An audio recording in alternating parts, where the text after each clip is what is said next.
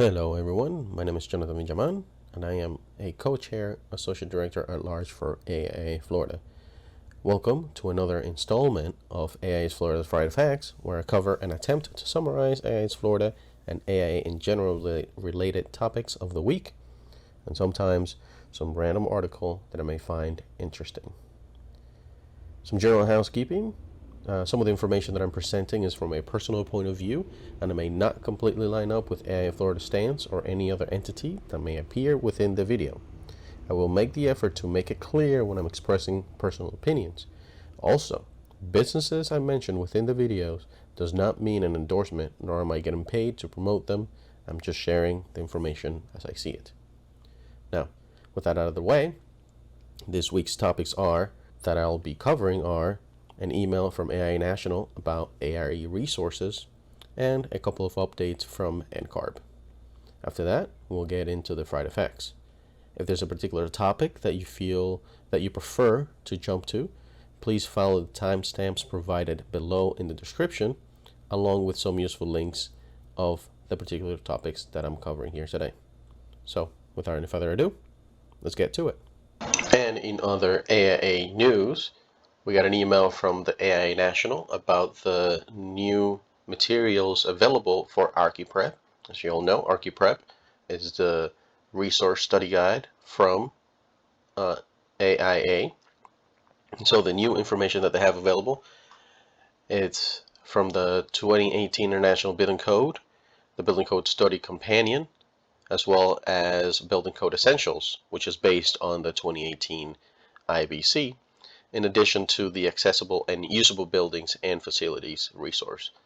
As a reminder, there are 3 plans available: $35 per month, $90 for 3 months, or $160 for 6 months.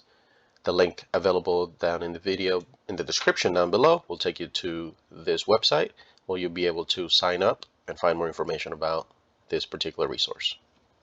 And this week, or technically this month in NCARB has updated their data and resources, where they put out another blog titled ARE Update, Upcoming ARE Language Impact Survey. Once you click on the Read More link available within the website, it'll take you to this particular page. We start from the top, and they say Upcoming ARE Language Survey. NCARB is continuing to study the impact that English as a second language and other related factors may have on architect registration exams performance. In the next week, all previous ARE 5.0 test takers will receive a short 2-question survey that will help NCARB understand the impact of language on exam performance. Your participation is a crucial part in assisting our efforts to improve the overall candidate experience. Thank you in advance for your participation, and I end quote there, and this is my personal opinion that I'm about to state here, and that is that we should all take part in surveys when NCARB reaches out and asks for them. The more that we participate, the larger sample size that they're able to get, the more accurate and the higher potential for a practical and successful solution that it becomes. The more of us that take part in those surveys, the more likely that they're going to be able to put out a successful solution. Doesn't mean that it absolutely will, but it is more likely to do so. Now, back to the official business of the ARE update, the prometric mask policy, and as they highlight here, individuals not in compliance with this policy will not be allowed to sit for their scheduled appointment, will be marked as a no-show for their appointment, and will not receive a refund. Essentially, provisions of the COVID-19 will remain in force as per the prometrics jurisdictions. So follow the local jurisdictions, rules and regulations, and guidance. The next topic is the candidate misconduct in testing centers. In the last month, a few candidates have have used the pen to take notes on their skin, provided tissues, or other articles during their exam administration. Capturing notes outside of the exam delivered software about an exam item is strictly forbidden as outlined in exam candidate conduct policy. Candidates who have violated the policy have had their jurisdictional licensing board notified, their testing progress placed on hold, and are now being investigated for candidate misconduct following the procedures of NCARB's Professional Conduct Committee. Please do not mess with the process. Most of us are good. Once in a while, we'll find somebody who's trying to bend the rules a little bit and to potentially cheat. So please don't. There's no other way around it. Just don't. On the tech issues update, just to give you the overalls here. And on tech issues, the update is that the overall of the candidates that have had technical issues stands at 11%. For on-site, it's 6%, and online jumped to 24%. If we look at last update from NCARB, the numbers stayed like this. Now it's at 18% for online test takers, right? And that is when 30% was being taken online, and now that has come down to 26% being taken online, 24% of those candidates found to have technical issues. So once again, please look at the do's and don'ts of the AREs. You want to limit the possibility that the issues are on your end, and that if there are any issues, that if it happens to you, that it's most likely on the NCARB side and not yours. That doesn't make it easier on your end. It doesn't excuse the situation, but at least on your side, you know you've done everything possible to not have to worry about that. Moving on to other news for NCARB. NCARB is hosting a NCARB and You Practicing Architecture in the U.S. webinar. It is through the AIA Miami. It's on June 10th. It's one of these lunchtime webinars.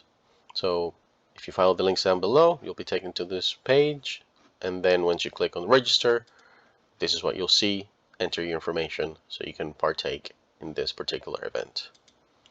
And that is it for this week's in NCARB news.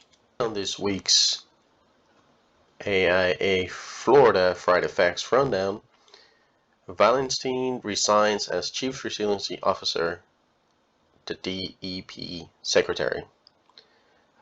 And I quote, Florida Department of Environmental Protection Secretary Noah Valenstein, who is also serving as the state's Chief Resiliency Officer, will step down today being June the 4th. He was appointed by Governor Rick Scott in 2017 and was kept on by Governor Ron DeSantis. Next up is that AIA Tampa Bay buys a new building. AIA Tampa Bay recently purchased a historic 3,000 square foot former warehouse for its new headquarters. The building is located at 1208 North Howard Avenue, and it was built in 1904. It will feature space for events, classes, meetings, exhibits, outdoor films, and staff offices. Congratulations, AIA Tampa Bay, on your new building. I hope you all enjoy it. Congratulations once again. As a reminder, hurricane season is here. Tuesday was the official beginning of the hurricane season, and we're all pretty familiar with what happens during hurricane season, so hopefully it's a fairly quiet year. And just in time for a busy hurricane season, the Florida legislature passed SB 1060. We talked about this in this, let's call it, show. which is limiting the liability for voluntary engineering and architectural services. This happens if after a natural disaster happens, the governor labels it an emergency, and therefore the services that architects and engineers provide limits personal liability. In other news, fire damages Richard Lewis Brown building. Investigators with the state fire marshal's office are looking into a blaze at a 112-year-old Jacksonville school. Public School Number 8 at 16th and Franklin was originally known as Graded Springfield School in 1909 and eventually closed permanently in 2013. It is believed to have been designed by Richard Lewis Brown, which is Jacksonville's first black architect. The JLI holds its 5th training session during this week, and I believe it looks like here that they actually met physically for the first time in a while, I'm sure, and congratulate everyone for going through this process. The 2021 JLI training will conclude next month in Orlando with its 6th training session, followed by a graduation presentation at AIA Florida's annual convention and trade show, which happens between July 15th and 18th in Orlando. As a reminder of the convention learning that are available for your Florida convention is adjusting your practice to the new normal. You have session B, which is readying for anything, session C, designing for infectious disease mitigation, and session F, practice of the future, strategic planning, tactical innovations, and calibrations. As a reminder, the People's Choice voting will start June 7th, so either today when you're listening to it, it will already have happened. As usual, the AIA Florida Caribbean Architect magazine, it's always looking for projects for you to submit, articles, narratives, stories, whatever it is that you may have. Please feel free to submit and to contribute to the magazine. Some reminders about webinars. I went over those last week. I would encourage you to look at that video, look at the link for more information. And we'll close out with the calendar. The calendar from last week has not changed. And so if you'd like to learn more about particular emails, I encourage you to look at last week's video, which will have that information.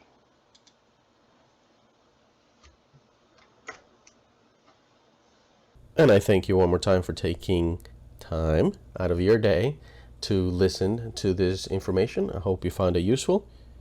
And until next time, take care. Bye.